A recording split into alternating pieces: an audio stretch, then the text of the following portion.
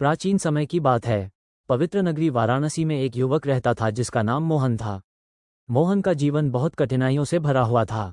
उसके मन में हमेशा चिंता, डर और बेचैनी रहती थी। वो दिन रात सोचता रहता, मेरे जीवन में शांति क्यों नहीं है। एक दिन मोहन बहुत परेशान होकर गंगा किनारे बैठा था। उसी समय वहां एक संत आए। संत का चेहरा बहुत शांत और तेजस्वी था। उन्होंने मोहन को देखा और पूछा, बेटा तुम इतने उदास क्यों हो। मोहन ने कहा, गुरुदेव मेरे जीवन में बहुत समस्याएं हैं। मेरा मन हमेशा अशांत रहता है। मुझे समझ नहीं आता कि मन को शांति कैसे मिले। संत मुस्कुराए और बोले, मन की शांति बाहर नहीं, भीतर मिलती है। और भीतर की शांति पाने का सबसे सरल मार्ग है भक्ति। मोहन ने आश्चर्य से पूछा, भक्ति से मन कैसे शांत हो सकता है। संत ने कहा, चलो मैं तुम्हें एक कहानी सुनाता हूँ। संत ने बताया कि एक गांव में रामदास नाम का एक किसान रहता था। उसका जीवन भी कठिनाइयों से भरा हुआ था।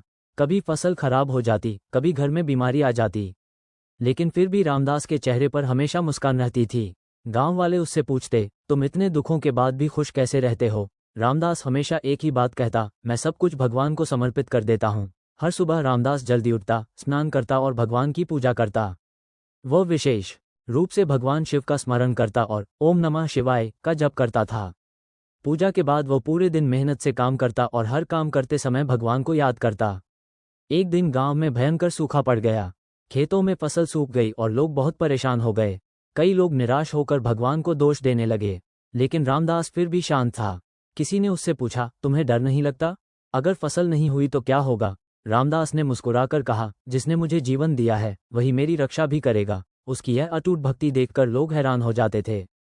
कुछ दिनों बाद अचानक बारिश हुई और धीरे धीरे हालात ठीक होने लगे। गांव वाले समझ गए कि रामदास की सबसे बड़ी ताकत उसकी भक्ति और विश्वास है। संत ने कहानी समाप्त की और मोहन से कहा, देखो बेटा, जब हम सच्चे मन से भगवान को याद करते हैं तो हमारा मन हल्का हो जाता है। भक्ति हमें ये सिखाती है कि हर परिस्थिति में विश्वास बनाए रखें। मोहन ने पूछा, गुरुदेव मैं भक्ति कैसे शुरू कर सकता हूँ? संत ने कहा, भक्ति के कुछ सरल मार्ग हैं। पहला, प्रार्थना। हर दिन सुबह और शाम भगवान का स्मरण करो। चाहे तुम भगवान शिव को याद करो, भगवान राम को या हनुमान जी को, बस मन सच्चा होना चाहिए।